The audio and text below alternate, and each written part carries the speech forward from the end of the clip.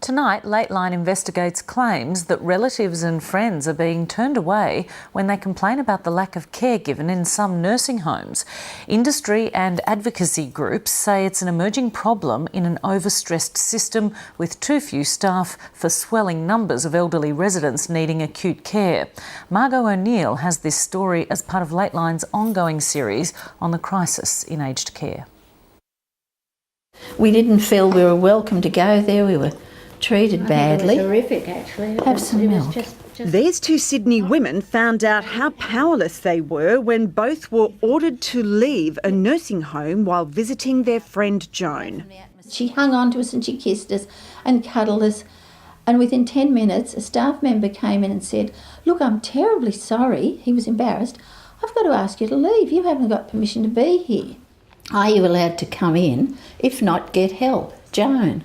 The incident was all the more traumatic because their friend Joan had been smuggling out notes begging them to visit her before she went in for cancer surgery.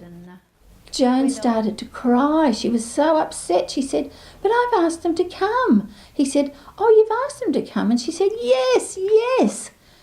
And I said, "Look, I know what'll happen. You'll be told to call the police, so we'll go quietly." That's what normally happened. Police were requested. It had happened to Elaine one day. Eileen Pearce and Elaine Todd wrongly believed they had the right to visit their friend.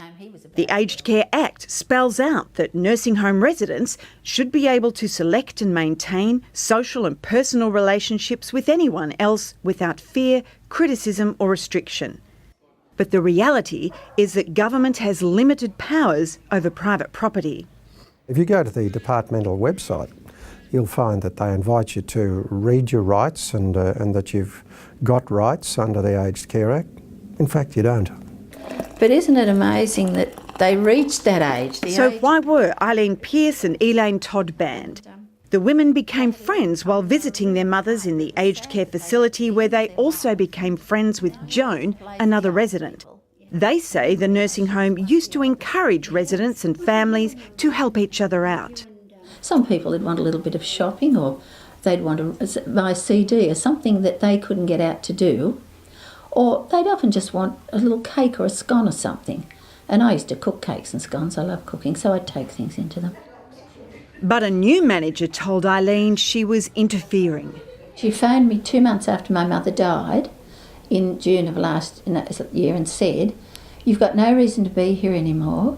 Your mother's gone." What they believed were simple requests to staff were described by the new management regime as harassment and intimidation. Like the time Eileen Pearce asked if her 98-year-old mother's food could be cut up. And I'd say, "But it's only a concern, I'm not complaining." And she'd say, "Well, I take it personally, and if you don't like the way we treat your mother, you can take her somewhere else where she'll get silver service." Within a few days, a letter arrived in the mail. "As previously advised, I will be assisting you to find accommodation for your mother, which I hope will meet your expectations." Well, I didn't reply to it because what could I say? I'd only be in more trouble. The nursing home newsletter complained about a lack of respect from relatives. "I am astounded that people who place their loved ones in our care speak to staff in the most disrespectful manner and still expect the highest standard of care and respect for their loved one." Yeah, I shouldn't have had to fight like I did. When Elaine Todd asked for a record of her mother's weight or called an outside doctor because her mother was ill, her actions were described by management as continued interference in daily care for her mother. "The circumstances staff have had to work under due to your intimidation is unacceptable." At one point, Elaine Todd was banned from seeing her mother. The nursing home has made a decision that you, Elaine Todd, may no longer enter at any time. I was absolutely gutted because, my mum, I'd been looking after my mum one-on-one since 1996. And, until she went into that residential facility, it was just us, Mum and I. We were extremely close. Banning or restricting visits is still relatively rare, according to the peak industry body, but I do think the numbers are increasing.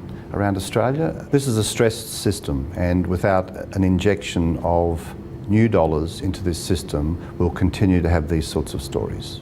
They just seem to be occurring all around the country. I've had one in WA, one in New South Wales and one in Queensland so far. They're not looking for a fight, they're not looking for conflict, they're looking for good care. A senior industry insider told me that in the past 5 years, she'd seen 10 cases like this in Queensland alone. I've also spoken to a New South Wales woman who says that she's now limited to seeing her husband of 40 years to just 4 hours a week. Both advocacy and industry lobby groups are urging the federal government to create a more robust and independent complaint system to better handle such concerns. I rang aged care complaints a few times, but I didn't dare put in a complaint because they'd say, have you discussed it with the director of care? And I'd say, she's the problem. It was frustrating. We went round circles. Eileen and Elaine's friend Joan is now happy in a different nursing home. There are no restrictions on her visitors. Good. And she's thoroughly enjoying when we take her out to lunch. Margot O'Neill, Lateline.